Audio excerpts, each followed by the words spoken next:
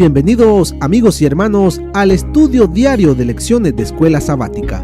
La palabra de Dios dice: mas buscad primeramente el reino de Dios y su justicia, y todas las demás cosas vendrán por añadidura.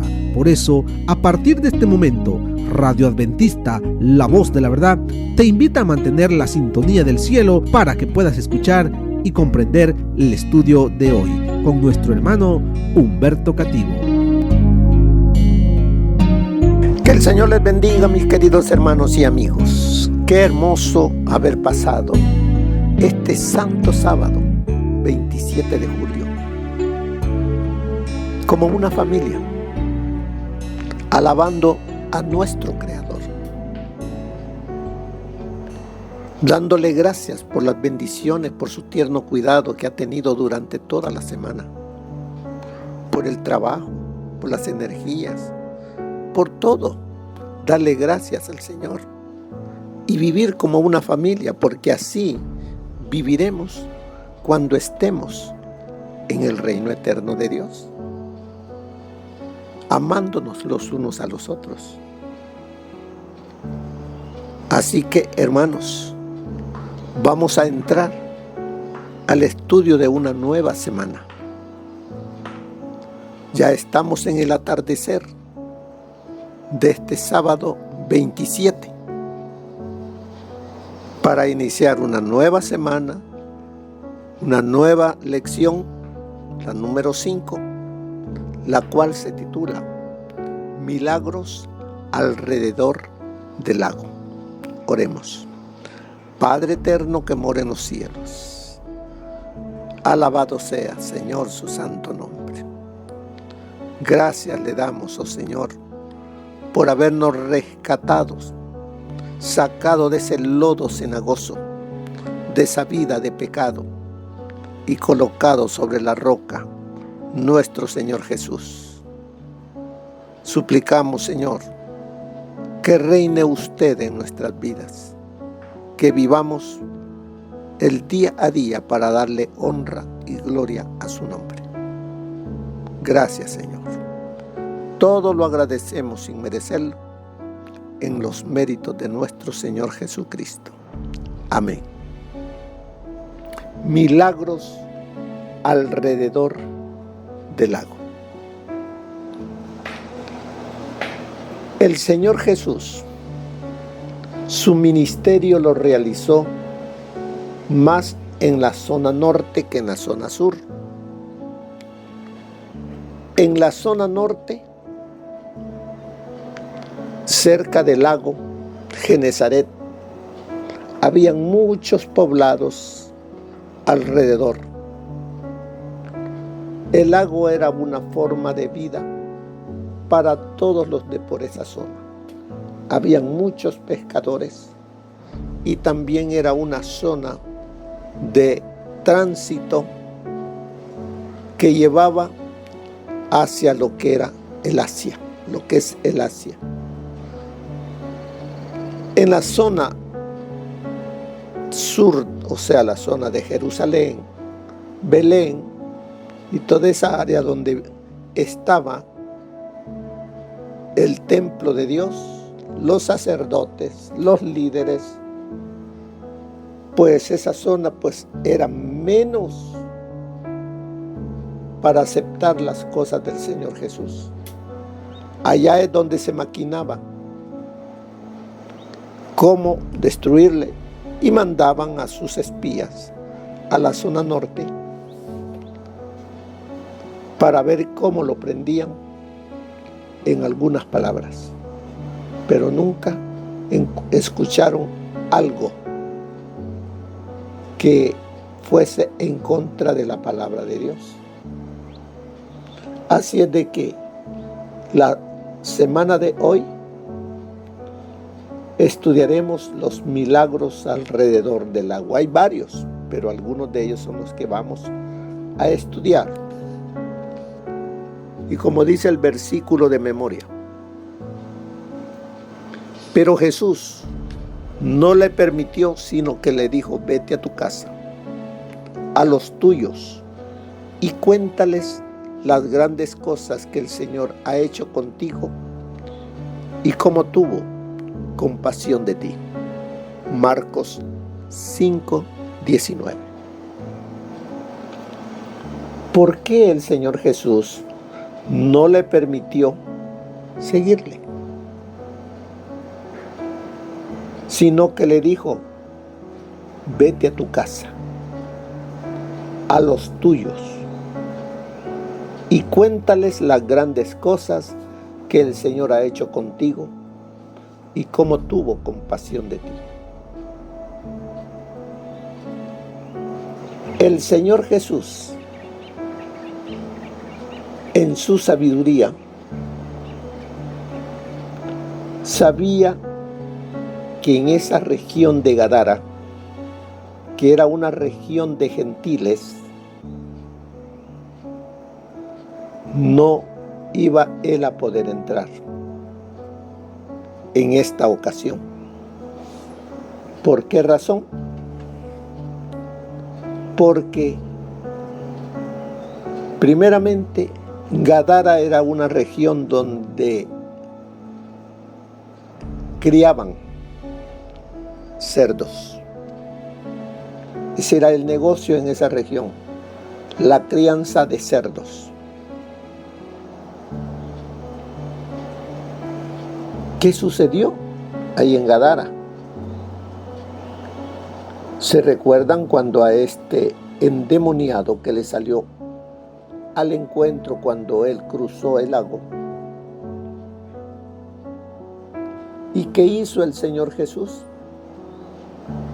A este endemoniado, donde la gente que ya lo había encadenado, él se les soltaba, y la gente tenía miedo pasar por esa área donde estaba el endemoniado. Así que el Señor Jesús vino prácticamente a Gadara por este endemoniado. Como vamos a ver en la semana, los susurros que salen de adentro del corazón, las súplicas que salen de los corazones de personas endemoniadas pidiendo ayuda. Escuchó el Señor Jesús esa súplica que este endemoniado dijo: ayúdame, Señor. Y él fue a su encuentro. Otra razón por la cual no le permitió seguirle es porque este hombre sano ya, que había sido rescatado de las garras de Satanás, iba a ser un testigo de Jesús, iba a ser un misionero de Jesús, allá en aquella región donde en esta ocasión no lo aceptaron, sino que lo rechazaron y lo echaron fuera. ¿Por qué razón lo echaron fuera? Porque recuerden que los demonios le dijeron a Jesús: no nos mandes al abismo,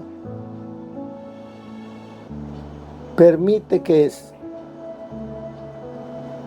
vayamos a aquel hato de cerdos. El Señor Jesús les dijo: está bien.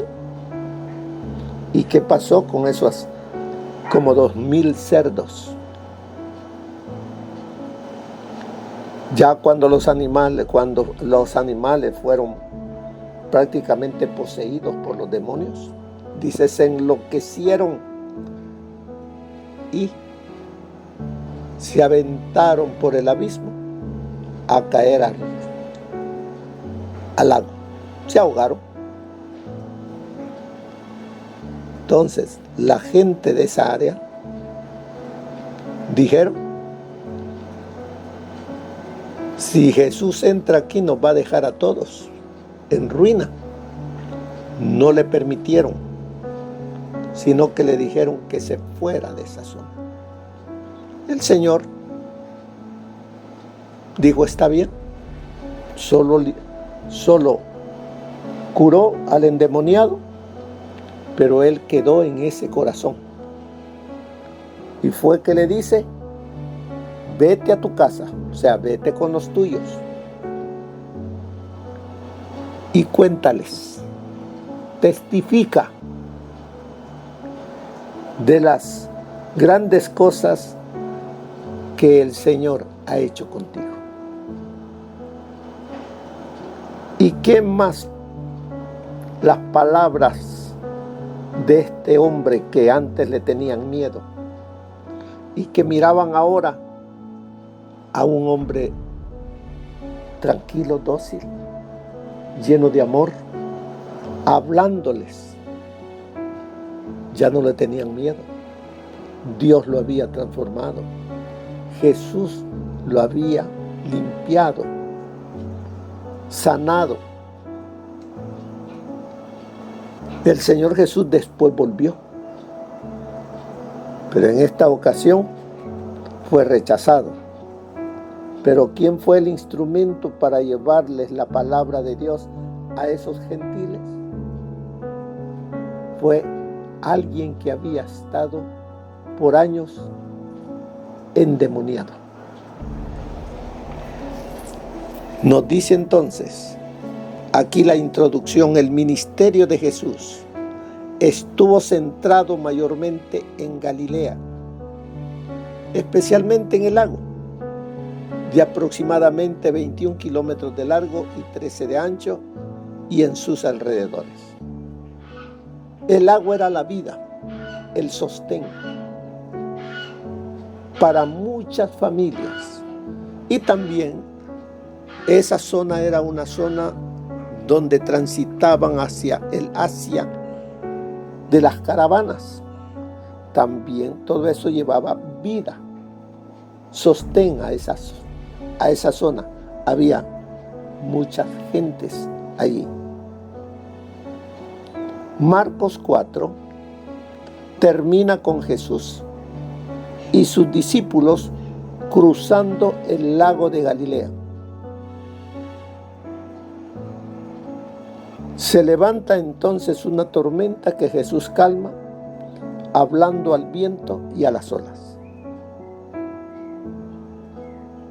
En esta ocasión Jesús sube a la barca juntamente con sus discípulos y Él les dice, vámonos al otro lado. Él se duerme y viene una tempestad que quiere hundir la barca. Los discípulos tienen miedo y ven a su maestro dormido, cansado. Pero ya, después de tanto luchar, le despiertan, pidiendo ayuda. ¿Y qué dice el Señor Jesús allí? Dice, Él estaba en la popa durmiendo, verso 38, sobre un cabezal. Lo despertaron y le dijeron, Maestro, ¿no tienes cuidado que perecemos? Él levantándose reprendió al viento y dijo al mar, calla, enmudece. Entonces cesó el viento y sobrevino una gran calma. Allí hubo un milagro. ¿Qué dijeron los que iban en la barca? ¿Qué dijeron sus discípulos? ¿Quién es este? Que aún el viento y el mar le obedecen. Pero antes de eso el Señor Jesús les dice, ¿por qué estáis así amedrentados? ¿Cómo no tenéis fe?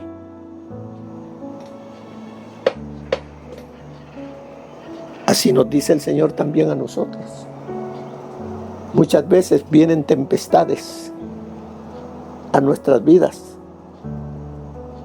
Y en vez de confiar en Dios, empezamos a luchar nosotros por nosotros mismos. Cuando, aferrándonos de Jesús, todo es posible. Así es de que sigue diciendo, Marcos termina con Jesús y sus discípulos cruzando el lago de Galilea. Se levanta entonces una tormenta que Jesús calma hablando al viento y a las olas. Y en Marcos 6 termina con una escena similar, pero esta vez con Jesús caminando sobre el agua hacia sus discípulos que estaban en el bote. En la segunda ocasión, después que el Señor Jesús alimentó a más de 5,000 personas con pocos panes y unos 2 peces, y alimentó a 5,000 personas, ¿qué quiso hacer el pueblo con Jesús? Coronarlo rey.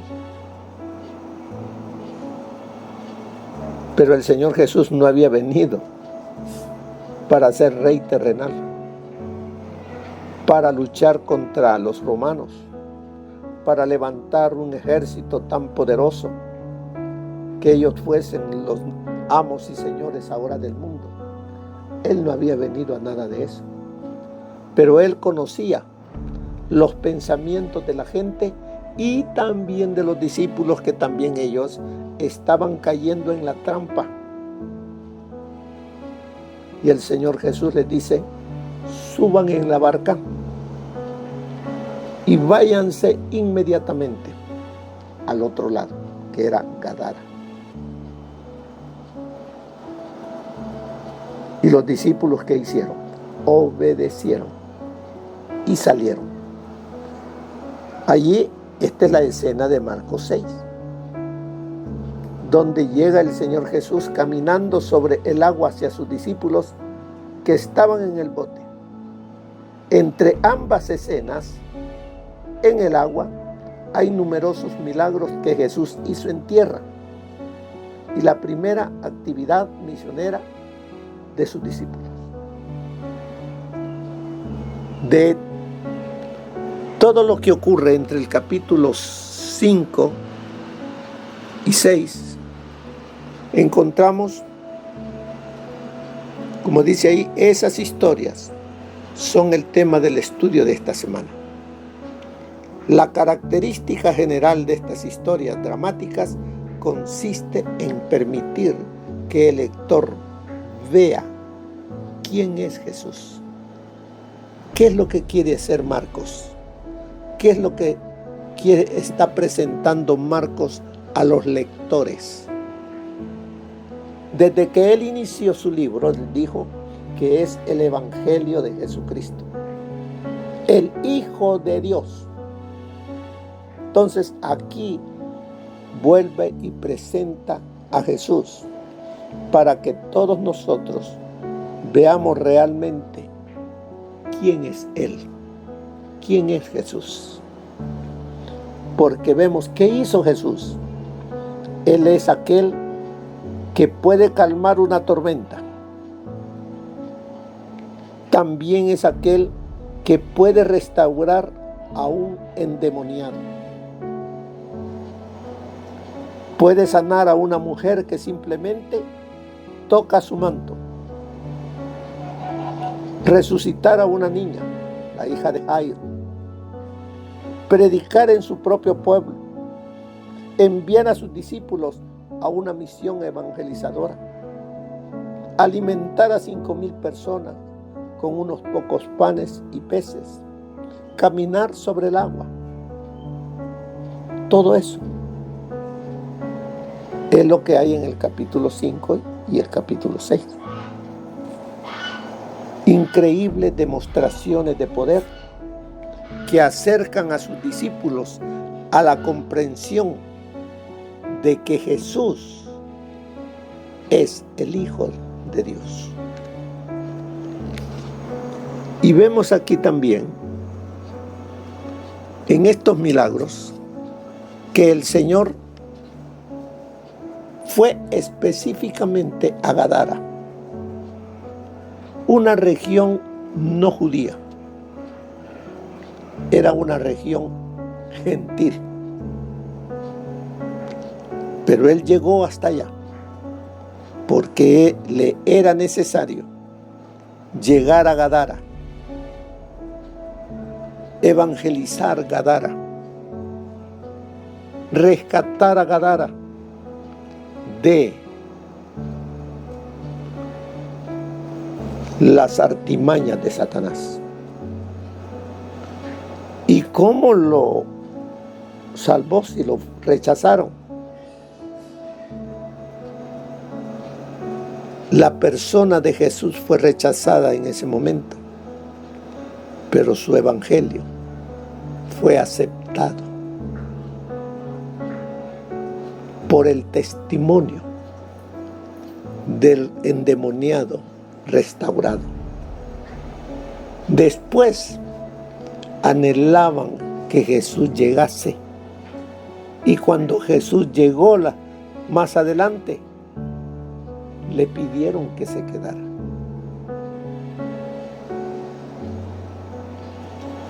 Eran gentiles las gentes. Para el Señor Jesús no hacía acepción de personas. Así como sanó a judíos, sanó también a gentiles. Así como el mensaje lo llevaba a su pueblo, también se lo llevó a los gentiles. Porque el anhelo del Señor Jesús es sanar, salvar a todos. ¿Qué más encontramos en la introducción? Veamos qué más nos enseña. Nos dice que Marcos 5 y Marcos 6 tratan temas similares a los de Marcos 1. Que ya lo estudiamos. En ellos Jesús realiza milagros como la expulsión de demonios, la curación de personas, además de predicar el evangelio. Lo mismo que narra Marcos en el capítulo 1, pero en otras circunstancias. Por lo tanto, nuestro estudio repasará acontecimientos seleccionados de ambos capítulos que cubren esta gama de temas. Así es de que el estudio de esta semana considera 2 milagros de Jesús. El primero tiene como protagonista a un hombre gentil o pagano que estaba poseído por un espíritu impuro. El otro es la curación de una mujer judía impura. Así es de que vemos aquí a Jesús y la legión de demonios. Marcos relata que Jesús viajó a Gadara, una comunidad gentil, y enseguida vino a su encuentro desde los sepulcros un hombre con un espíritu impuro. Como resultado de ese encuentro, Jesús curó al hombre.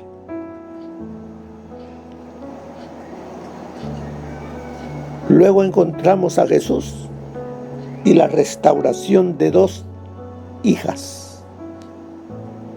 Cuando Jesús regresó a su comunidad, un funcionario de la sinagoga, llamado Jairo, salió a su encuentro y le rogó con fervor: mi hija está muriendo. Jesús resucita a la hija de Jairo porque ya había muerto. Además de eso, curó a una mujer que padecía de flujo de sangre por muchos años. De eso es lo que vamos también a estudiar durante esta semana. Pero veamos qué nos dice el espíritu de profecía. ¿Qué más luz recibimos? Dice así, para la introducción de sábado de tarde de este 27 de julio, acerca de milagros alrededor del lago, nos dice: al nacer Jesús, Satanás supo que había venido un ser comisionado divinamente para disputarle su dominio. Tembló al oír el mensaje del ángel que atestiguaba la autoridad del rey recién nacido. Satanás conocía muy bien la posición que Cristo había ocupado en el cielo como amado del Padre. El hecho de que el Hijo de Dios viniese a esta tierra como hombre le llenaba de asombro y aprensión. No podía sondear el misterio de este gran sacrificio. Su alma egoísta no podía comprender tal amor por la familia engañada. La gloria y la paz del cielo y el gozo de la comunión con Dios eran débilmente comprendidos por los hombres, pero eran bien conocidos para Lucifer, el querubín cubridor. Puesto que había perdido el cielo, estaba resuelto a vengarse, haciendo participar a otros de su caída. Esto lo lograría induciéndolos a menospreciar las cosas celestiales y poner sus afectos en los terrenales. Eso está en El Deseado de todas las gentes, página 90. Cristo debía identificarse con los intereses y las necesidades de la humanidad. El que era uno con Dios se vinculó con los hijos de los hombres mediante lazos que jamás serán quebrantados. Jesús no se avergüenza de llamarlos hermanos. Es nuestro sacrificio, nuestro abogado, nuestro hermano, que lleva nuestra forma humana delante del trono del Padre, y por las edades eternas será uno con la raza a la cual redimió. Es el Hijo del Hombre.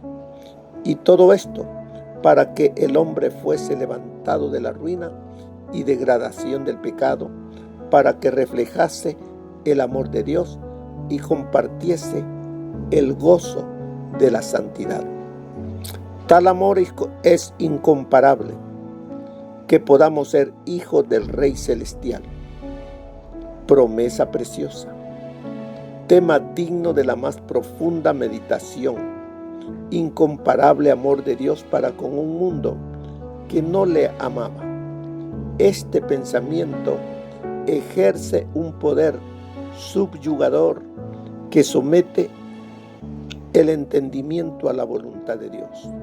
Cuanto más estudiamos el carácter divino a la luz de la cruz, mejor vemos la misericordia, la ternura y el perdón unidos a la equidad y la justicia, y más claramente discernimos las pruebas innumerables de un amor infinito. Eso está en El Camino a Cristo, página 14 en adelante. El que había dicho: yo pongo mi vida para volverla a tomar, salió de la tumba la vida que estaba en él mismo. Murió la humanidad, no murió la divinidad. En su divinidad, Cristo poseía el poder de romper las ataduras de la muerte. Declara que tiene vida en sí mismo para resucitar a quien quiera. Todos los seres creados viven por la voluntad y el poder de Dios. Son recipientes de la vida del Hijo de Dios. No importa cuán capaces y talentosos sean, no importa cuán amplias sean sus capacidades, son provistos con la vida que procede de la fuente de toda vida. Él es el manantial, la fuente de vida. Solo el único que tiene inmortalidad, que mora en luz y vida, podía decir: tengo poder para ponerla, y tengo poder para volverla a tomar. Eso está en Mensajes Selectos, tomo 1, página 301. Mis queridos hermanos, durante esta semana. Nos gozaremos, seremos enseñados de los milagros alrededor del lago. Que el Señor les bendiga, que pasen una feliz semana. Amén. Gracias por habernos acompañado en el estudio de hoy de Lecciones de Escuela Sabática. Te esperamos para nuestra próxima transmisión aquí por Radio Adventista, La Voz de la Verdad. Y recuerda sintonizarnos siempre. También puedes encontrar estos audios en nuestro canal de YouTube.